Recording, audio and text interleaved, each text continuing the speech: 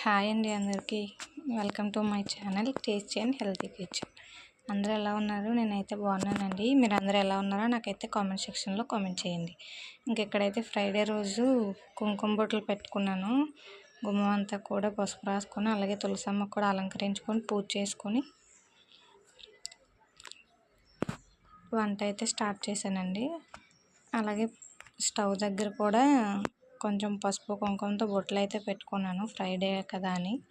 అలాగే ఆ రోజు కర్రీ కూడా చేశాను, బ్రేక్ఫాస్ట్ కోసం పూరీ కర్రీ. దానిలోకి అని చెప్పేసి బంగాళదుంపలు అయితే పెట్టాను అక్కడ స్టవ్ మీద. తర్వాత చెప్పాను కదండి, ఈరోజైతే మంచి రెసిపీ చూపిస్తానని. ఇవేంటంటే మనకు తెలుసు కదా, గుమ్మడికాయ పాదు ఉంటుంది కదా, గుమ్మడి పాదుకున్న పువ్వులు అనమాట. వాటితోన పకోడీ చేస్తున్నాము. దీనికోసం ఏంటంటే బియ్యంని ఒక అరగంట సేపు నానబెట్టుకొని దాన్ని మిక్సీలో గ్రైండ్ చేసుకోవాలి, పేస్ట్ లాగా. గ్రైండ్ చేసుకున్న ఆ పిండిలో జీలకర్ర, సాల్ట్, కారం, అలాగే మన టేస్ట్కి తగ్గట్టు కొంచెం ధనియాల పొడి ఉంటే నచ్చితే వేసుకోవచ్చు, లేదంటే లేదు. సాల్ట్, కారం అయితే వేసుకొని, అలాగే కొంచెం జీలకర్ర కూడా యాడ్ చేసుకొని అందులోనే ఆ పువ్వులను డిప్ చేసి ఇప్పుడు వీడియోలో చూపించినట్టుగా ప్యాన్ పైన పెట్టి ఫ్రై చేసుకోవాలి. రెండు వైపులా కూడా క్రిస్పీగా అయ్యేలాగా ఫ్రై చేసుకుంటే మనకి గుమ్మడికాయ పువ్వులతో పకోడీ అయితే రెడీ అవుతుంది. ఎవరైనా సరే ఒకసారి ట్రై చేయండి, ఎప్పుడు ట్రై చేసి ఉండకపోతే. చాలా బాగుంటుందండి మనకి. అలాగే గుమ్మడికాయ కూడా మనకి చాలా మంచిది కదా హెల్త్కి.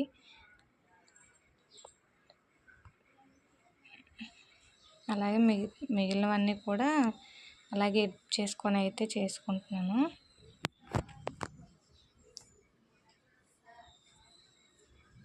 మీరందరూ కూడా ట్రై చేయండి ఒకసారి, రెసిపీ చాలా బాగుంటుంది. అలాగే ముందైతే పిల్లల కోసం చేసామండి, తర్వాత మా కోసం కదా అని చెప్పి అందులో కొంచెం కారం కూడా యాడ్ చేసుకొని, మిగతా ఉన్న పిండి కూడా యాడ్ చేసుకొని రెండు వైపులా కూడా కాల్చుకుంటున్నాం, పువ్వులు అందులో డిప్ చేసుకొని. అంతే, పూర్తి అయిపోతాయి. ఇదంతా కూడా మేడ పైన మేము ఉండే ఓనర్ వాళ్ళ ఇల్లు అండి. చూపించాను కదా, కిటికీలో బయట అంతా కూడా జామ చెట్లు, అలాగే ఇంటి బ్యాక్ సైడ్ అంతా కూడా అలా ఉంటాయి అన్నమాట. అలాగే వాటి బ్యాక్ సైడ్ ఉంటాయి కదా, వాటితో కూడా అలా డిప్ చేసి వేసుకోవాలి. ఇంక ఇదైతే మేము ఇంటికి వస్తామని చెప్పాం కదండి, రిటర్న్ టు వైజాగ్ అని. ఇది మేము ఉండే దగ్గర డెంకనల్ రైల్వే స్టేషన్ అనమాట. ఇంక ఇక్కడ వీడియో తీసినప్పటికైతే ట్రైన్కి లేట్ అయిపోయిందండి వచ్చేసరికి. ట్రైన్ అయితే మేము వచ్చిన 5 నిమిషాలకి వచ్చేసింది. ఇంక స్పీడ్గా ట్రైన్లోకి అయితే వచ్చేసాం. ఇంక ఇక్కడ చూడండి, వ్యూ అంతా ఎంత బాగుందో. మనకి లేక్ వచ్చేసి వరల్డ్లోనే టాప్ 2 అనమాట, ఒడిస్సాలో ఉంటుంది. చిలుక లేక్ అని దీని పేరండి, చిలుక లేక్ అనమాట. ఇదంతా కూడా సముద్రానికి అనుసంధానంగా ఉంటుంది. అంటే సముద్రం మనకి ఎంతైతే వెడల్పుతో ఉంటుందో దానికి అనుసంధానంగానే ఉంటుంది ఈ లేక్ కూడా. కానీ ఇందులో ఉన్న వాటర్ మాత్రం తాగడానికి లేదంటే ఫార్మింగ్కి అయితే యూజ్ అవ్వదు, జస్ట్ అది అలా ఉంటుంది అంటే. సముద్రానికి అనుసంధానంగా ఉన్నా కూడా ఇందులో అలలు అయితే ఉండవండి. ఇంత పెద్దగా ఉంది కదా, దీనికి అలలు అయితే ఉండవు, వాటర్ అలా కదులుతూ ఉంటుంది అంతే. ఇదైతే ఒడిస్సాలో ఉంది, వరల్డ్లోనే టాప్ 2 అనమాట దీని ప్లేస్ వచ్చేసి. ఇంక ఇక్కడైతే చూడండి, ఇదంతా కూడా వ్యూ అనమాట. ట్రైన్లో నుంచి అయితే ఇలా కనిపిస్తుందండి.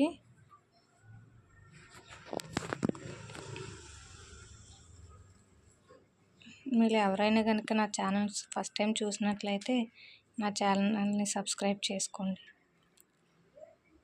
ఒక లైక్ చేసి నా ఛానల్ని అయితే సబ్స్క్రైబ్ చేసుకోండి.